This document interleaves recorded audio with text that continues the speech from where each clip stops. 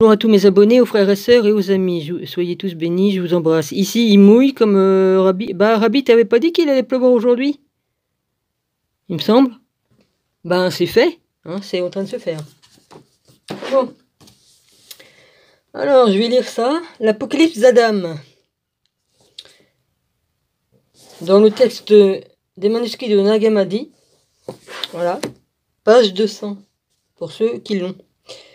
L'Apocalypse qu'Adam fit connaître à son fils Seth dans sa 700e année, en disant « Écoute mes paroles. » Oui, bah à cette époque-là, on vivait plus longtemps que maintenant. Hein. Ils ont changé notre ADN. Après, on a vécu... Vu ce qu'il s'est passé, après, Adam, il vivait moins longtemps.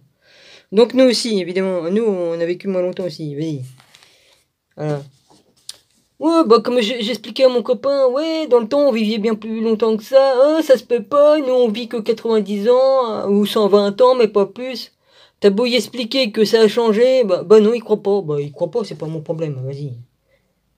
Bon, vas-y. L'Apocalypse qu'Adam fit connaître à son fils Seth dans sa 700e année en disant, écoute mes paroles mon fils Seth. En même temps, quand Dieu m'eut créé à partir de la terre avec ta mère Ève, je marchais avec elle dans la majesté qu'elle avait vue dans ces éons, dont nous étions issus. Elle me fit connaître une parole de la gnose du Dieu éternel. Et nous ressemblions au grand ange éternel. Au grand ange éternel, il ressemblait au grand ange éternel. Faut que je fasse un dessin? Bon, en tout cas, moi j'ai pigé. Bon, vas-y. Ouais, c'est pas que je vous traite de con. Il y en a, ils pigent pas. Moi des fois, il y a des trucs que je pige pas qui sont simples comme de Fonquette. Puis des fois, je vais comprendre un truc qui est très compliqué. Ou ça va être le contraire. Ça dépend. Ça dépend quoi, Vas-y. Ça dépend. Voilà. Hein? Bah évidemment. Puisqu'on a été fait à l'image du Père qui est pur esprit. Donc, on était pareil que lui. C'est pas compliqué. Bon, vas-y.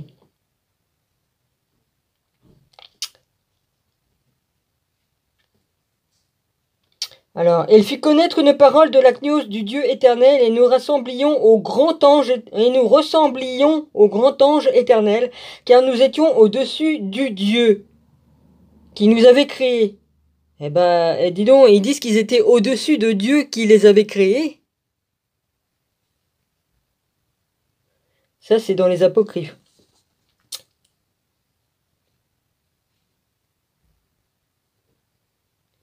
Qui nous avait créés et au-dessus de toutes ces forces en lui que nous connaissions pas.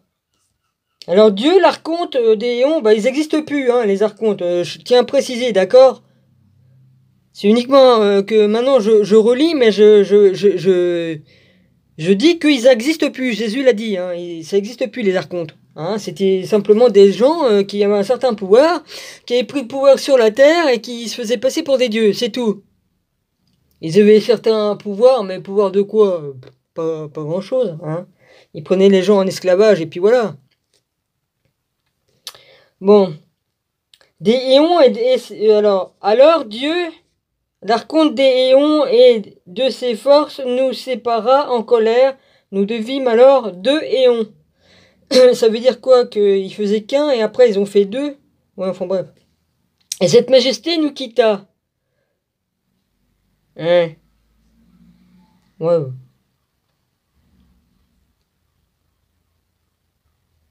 Et cette majesté nous quitta, qui était dans nos cœurs. Le mien et celui de ta mère Ève, avec cette grande gnose qui soufflait en nous. Elle s'enfuit de nous et entra dans une grande... là après il manque un mot et après il manque encore un mot. Et qui était née non dans l'éon d'où nous étions issus, moi et ta mère Ève, mais à l'intérieur de la semence des grands éons qui est la semence du grand sexe ou ce dont il provient. C'est aussi pourquoi je t'ai nommé du nom de cet homme après ces jours. La gnose éternelle du Dieu de la vérité était toujours éloignée de moi et de ta mère Ève. Ils ont changé leur ADN, ils ont changé tout un tas de trucs. Il y a tout un tas de trucs qui a été changé. Depuis cette époque, nous eûmes la connaissance d'œuvres mortes comme des hommes. Nous reconnûmes le Dieu qui nous avait créés, car nous n'étions pas étrangers à ses puissances, et nous le servimes dans la peur et la servitude. Puis nous devîmes sombres dans nos cœurs. Mais moi je dormais dans la pensée de mon cœur, car je voyais 3 hommes devant moi, dont je ne pouvais reconnaître les formes, car ils n'appartenaient pas aux puissances du Dieu qui nous a créés. Il était plus sublime que... Alors il manque un mot, majesté, et il manque encore un mot, homme, en me disant: Relève-toi de ton sommeil de mort, Adam, et écoute ce qu'il en est de ce éon et de la semence de cet homme auquel la vie est advenue, qui est issue de toi et de ta compagne Ève. Là, après avoir entendu ces paroles de ces grands hommes qui se tenaient devant moi, là nous soupirâmes, moi et Ève, dans nos cœurs. Et le Seigneur, le Dieu qui nous a créés, approcha devant nous et nous dit: Adam, pourquoi avez-vous soupiré dans vos cœurs? Ne savez-vous pas que je suis le Dieu qui vous a créé, et je vous ai insufflé un esprit de vie pour une âme vivante? Alors l'obscurité se fit au-dessus de nos yeux. Alors le Dieu qui nous avait créés créa un fils de soi avec ta mère, Ève. Il manque un mot, et il manque encore un mot. Dans la pensée de mon... Il manque un mot. J'ai connu un doux désir pour ma mère. Alors la force... c'est ce qui est marqué, hein. Alors la force de notre connaissance éternelle nous quitta et la faiblesse nous chassa. C'est aussi pourquoi les jours de nos vies furent raccourcis. Je compris en effet que j'étais arrivé sous la puissance de la mort. Après avoir... oui. Maintenant, mon fils Seth, je vais te révéler ce que cet homme m'ont révélé, eux, que j'ai vu plus tôt debout devant moi. Après que j'aurai achevé les temps de cette génération et serai arrivé à la fin, les années de cette génération alors, il manque un mot, serviteur, il manque, car, encore un mot, car éclateront des averses de Dieu, de Pantocrator, afin qu'ils anéantissent toute chair. Du coup, je reprends alors que j'avais laissé ce livre-là. Ouais.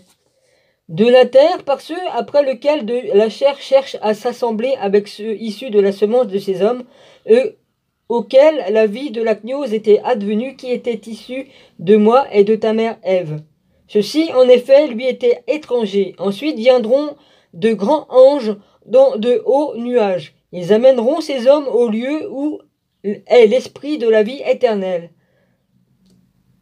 Il manque un mot, manque environ 4 lignes.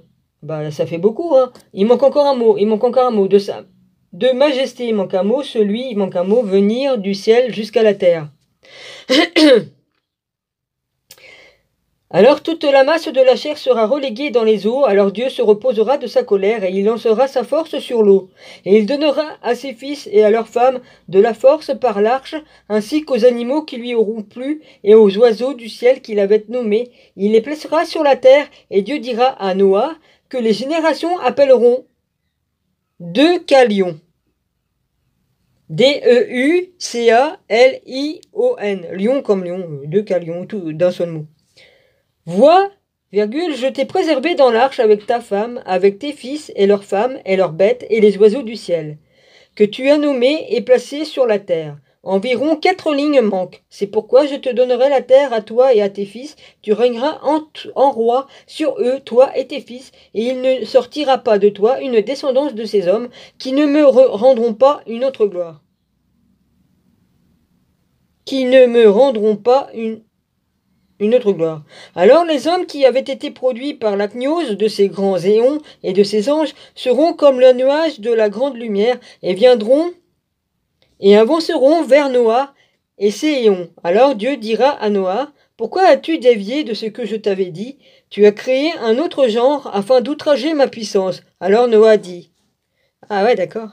Je vais témoigner par ta puissance que le genre de ces hommes n'est pas issu ni de moi ni de mes fils.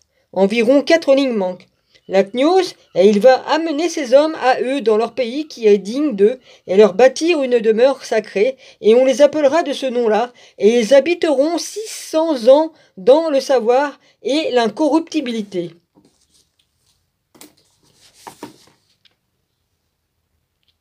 Et 9.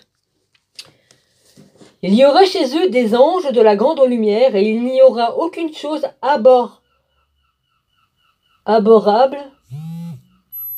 C'est ce qui est écrit A-B-H-O-2-R-A-B-L-E, abhorrable.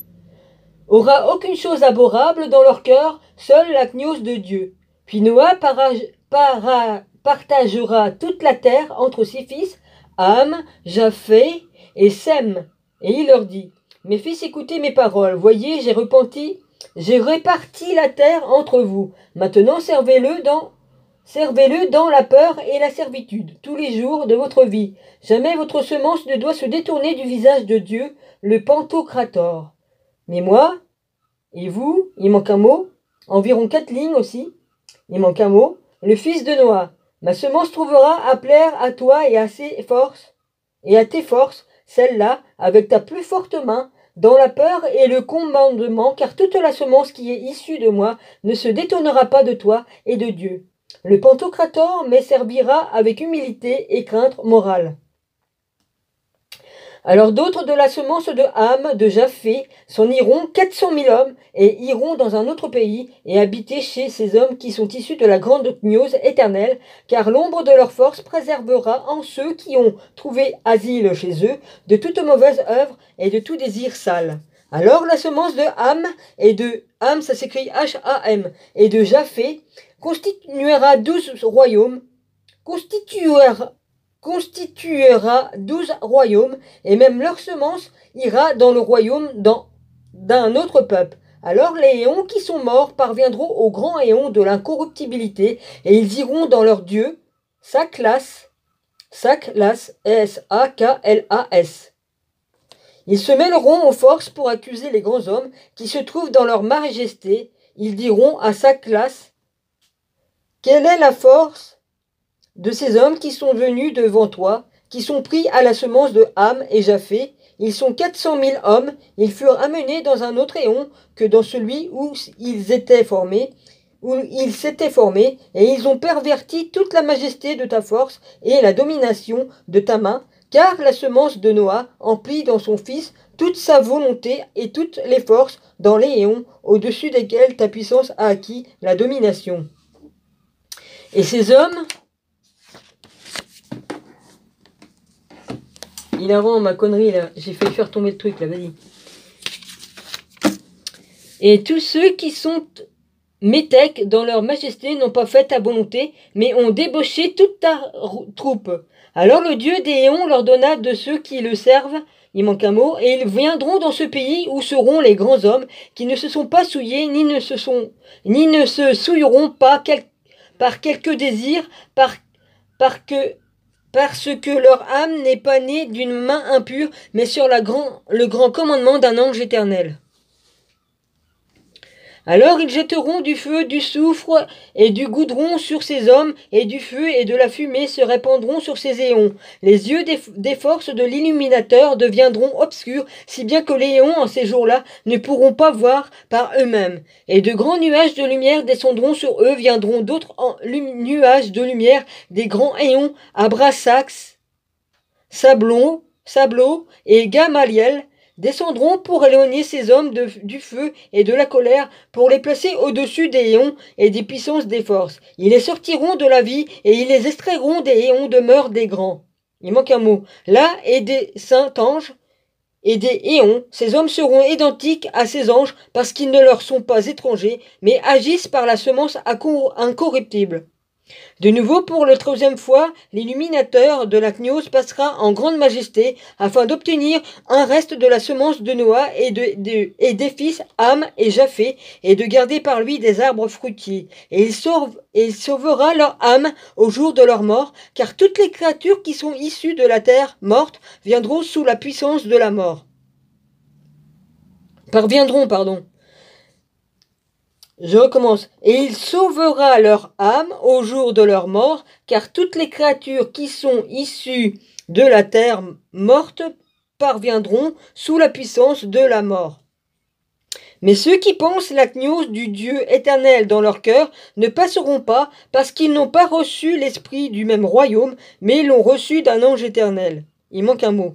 Les illuminateurs il manque un mot, viendront sur ceux qui sont morts, il manque un mot, du 7, et ils feront des signes et des miracles, afin d'humilier les puissances et leurs archontes. Alors le Dieu des forces sera troublé en disant, quelle est la force de cet homme qui est plus haut que nous? Alors il allumera une grande colère contre cet homme, et la majesté changera de place et habitera dans des maisons sacrées qu'elle a choisies, et les puissances ne les verront pas avec leurs yeux, et elles ne verront pas non plus les illuminateurs. Alors ils puniront la chair de l'homme sur lesquels l'Esprit Saint est venu. Alors les anges et toutes les générations des puissances utiliseront à tort ce nom en disant, d'où vient l'erreur?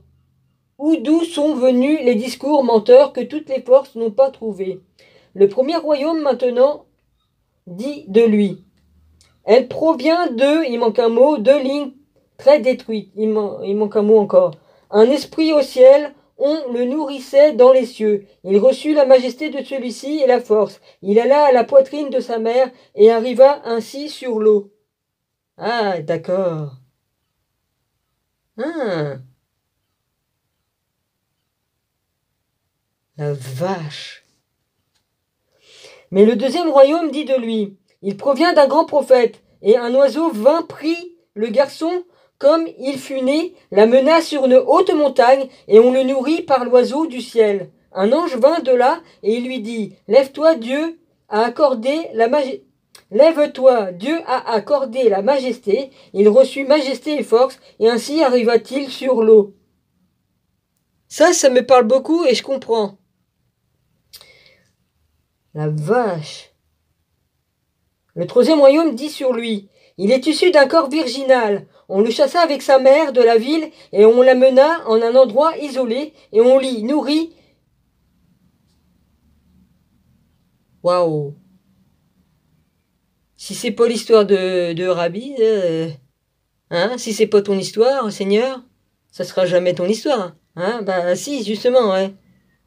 Oh la vache. Il vint et reçut majesté et force, et ainsi arriva-t-il sur l'eau. Le quatrième royaume dit de lui. Il provient d'une vierge, Salomon la rechercha lui-même.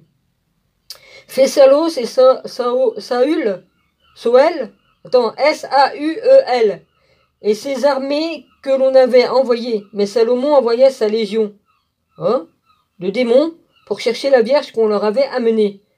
La vierge fut enceinte. Elle mit au monde le garçon en ce lieu. Elle le nourrit dans une gorge du désert. C'est marrant ça, hein? Ah la vache. Elle le nourrit, c'est marrant ça parce qu'il y a beaucoup d'histoires qui... Hein? Dans une gorge du désert, quand il fut nourri, il reçut majesté et force de la semence par laquelle il avait été engendré, et c'est ainsi qu'il vint sur l'eau. Une vierge qui met un enfant au monde. Elle est dans le désert, tout ça, elle nourrit, et un oiseau... Bah dis donc, dans l'Apocalypse de Jean, il parle d'un oiseau, d'une femme qui enfante, elle a les ailes d'un aigle qu'on lui met pour qu'elle puisse s'enfuir. Il parle d'un enfant qui a été volé, on l'a retiré de son trône et tout ça. Ah bah la vache. Mais le cinquième royaume dit de lui, il provient d'une goutte du ciel. On l'a jeté dans la mer, l'abîme l'accueillit et le mit au monde. Il le porta au ciel, il reçut majesté et force. Et c'est ainsi qu'il vint sur l'eau. Mais le sixième royaume dit, il manque un mot sur Léon qui était au-dessous pour qu'il cueille des fleurs. Elle tomba enceinte par le désir de fleurs et elle le mit au monde, en ce lieu. Les anges du jardin de fleurs le nourrirent. Il reçut majesté et force en ce lieu, et ainsi vint-il sur l'eau. Il y a plusieurs histoires différentes, mais qui racontent la même histoire selon les époques, selon les ethnies, selon... oui, enfin bref, voilà. Mais le septième royaume dit de lui, il est une goutte, il est venu du ciel sur la terre, des dragons l'amenèrent dans des cavernes. Il devint un enfant, un esprit vint sur lui. Il l'amena vers la hauteur, au lieu où la goutte était venue. Il reçut majesté et force en ce lieu, et ainsi vint-il sur l'eau. Mais le huitième royaume dit de lui, un ange vint sur la terre, il enveloppa un rocher, et naquit de lui. Les anges qui sont sur le nuage le nourrirent. Il reçut majesté et force en ce lieu, et ainsi vint-il sur l'eau. Mais le neuvième royaume dit de lui, dans 9 muses, une se sépara. Elle alla sur une haute montagne, elle passa le temps assis là, si bien qu'elle éprouva du désir pour elle-même, ça j'avais déjà lu, et devint masculin, féminin. Elle exauça son désir, elle devint enceinte de son désir. Il fut mis au monde. Ah bah là, c'est différent. Moi, je me rappelle plus. Tiens, tu t'invites, toi, la mouche? Ah la vache. Vous croyez que c'est bien le moment? Ah non, va pas sur le téléphone, la mouche, si tu vas sur le truc électrique, va pas sur va pas sur le truc tactile, espèce d'imbécile. Bah oui, bah tu fais chier, quoi. Ma parole, c'est pas possible, ça. Ouais, bah, vas-y, attaque-moi. Ma parole. Oh la vache, elle m'attaque, la vieille vache, eh. J'ai juste soufflé sur toi pour pas que t'aies sur le truc tactile. Non mais oh. Oh putain de merde, ma parole. Si tu vas sur le truc tactile, tu vas m'arrêter le truc. Et c'est sensible comme tout, ça. Ouais. Punaise. Il m'arrive que des trucs comme ça, moi. Vas-y, c'est marrant. Depuis tant que t'es là, tu peux pas aller faire une petite promenade, là? T'as pas envie d'aller dehors? Ah ouais, il pleut. Ouais. Oh. C'est des... Ah, le maître des mouches! C'est toi qui me l'as envoyé? On sait qui c'est, le maître des mouches. Hein, je le connais. Ouais, vas-y. Ah, punaise. Il s'emmerde pas, celui-là, hein. Les anges qui sont au-dessus du désir et le nourrir. Ouais, bon, le 10e royaume, et dit lui. J'en suis combien, moi? 21? Est-ce qu'elle va passer? Il y a toujours quelque chose pour me distraire.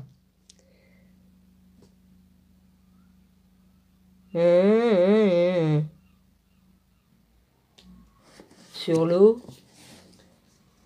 J'en étais au 11e ou au 10e? Son Dieu aimait du désir d'un nuage, il engendra dans sa main, et il le jeta de la goutte au nuage qui était loin de lui, et il fut enfant, il reçut majesté et force en ce lieu.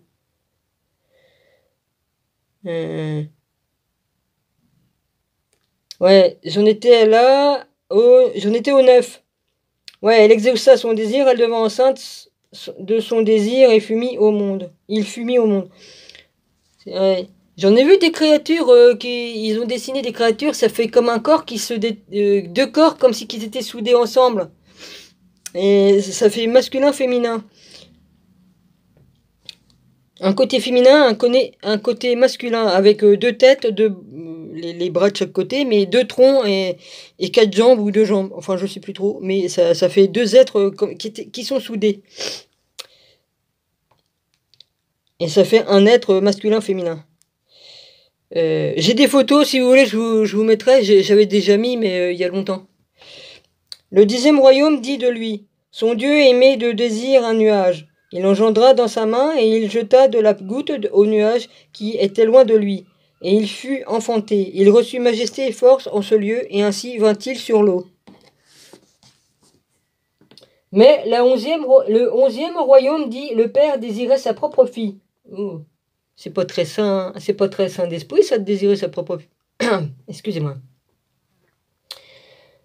Elle devint elle-même enceinte de son père. Elle jeta, il manque un mot, une fausse dehors dans le désert. L'ange le nourrit en ces lieux. Et ainsi vint-il sur l'eau. Le 12e royaume dit de lui. C'était souvent dans les trucs égyptiens que le père pouvait prendre la fille ou ainsi de suite. Hein? Ouais, enfin bref.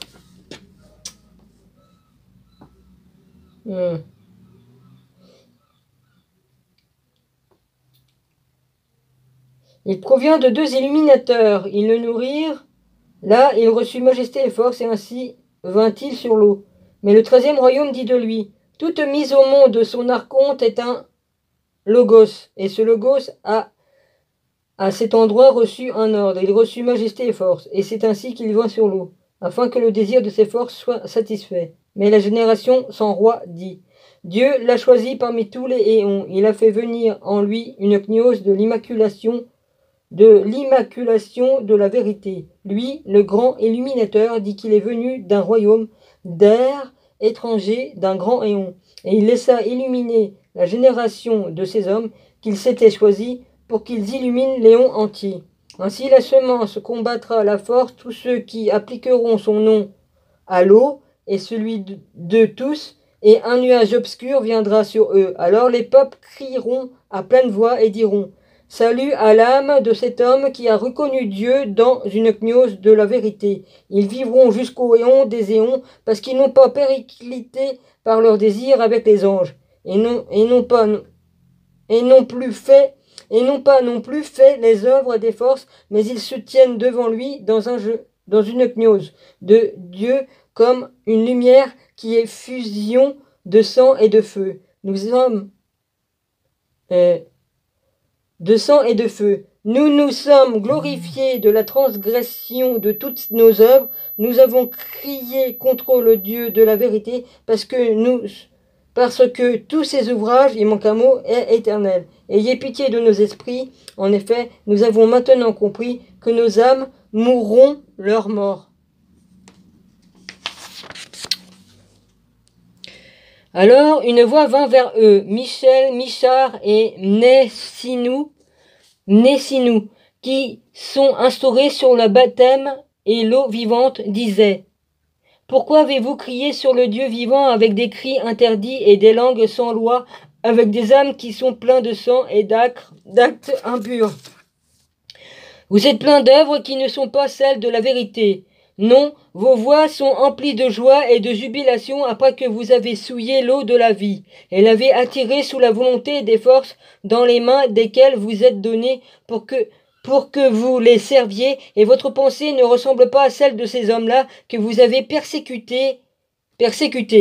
Désir, il manque un mot, votre fruit ne passera pas, mais on vous connaîtra jusqu'au grand éon, car les paroles du Dieu des éons que vous avez conservées n'ont pas été déposées dans un livre, et elles ne sont pas ailleurs transcrites, mais des angéliques les apporteront, qui ne connaîtront pas toutes les générations des humains. Ils seront en effet sur une montagne creuse, sur un rocher de la vérité.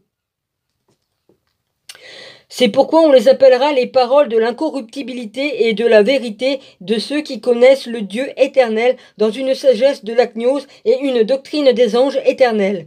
Ce sont les révélations qu'Adam a révélées à son fils Seth, car il sait toutes choses, et son fils a instruit sa semence à ce sujet. C'est la gnose cachée d'Adam qu'il a donnée à Seth, c'est le saint baptême de ceux qui connaissent la gnose éternelle par les nés du Logos et les incorruptibles illuminateurs qui sont issus de la semence sainte, Yesus, Y-E-2-S-E-U-S,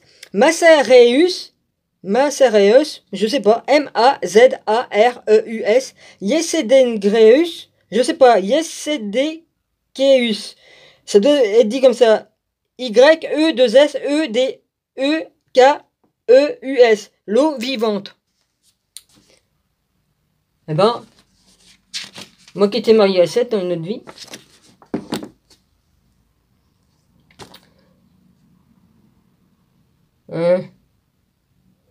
J'ai fait que dire que les visions que j'ai eues et dans mes songes et mes visions et tout ça, hein, ça vient du Père, donc je m'amuserai pas à dire des conneries. D'accord? Bon bah il est péni. Je l'ai fini le tome 3. Le tome 3 des manuscrits d'Gamadi, j'ai fini. Voilà. Excusez-moi. 28 minutes, alors je sais pas si elle va passer. J'arrête. Soyez tous bénis, je vous embrasse fort. Voilà. Emmanuel Titi, je t'embrasse fort. J'espère avoir de tes nouvelles si toutefois tu peux, hein, parce que c'est sûr que tu peux pas toujours. Hein. Voilà. Mon Rabbi, je t'embrasse fort. Là, ici, il pleut. Bon, bah, je l'ai dit tout à l'heure. Toi, la mouche, t'as intérêt de t'en aller. Hein. Je te garantis que t'as intérêt de t'en aller parce que sinon, c'est Gilles Gilles, il va te casser les oreilles. Enfin, si toi, t'as des oreilles. Hein.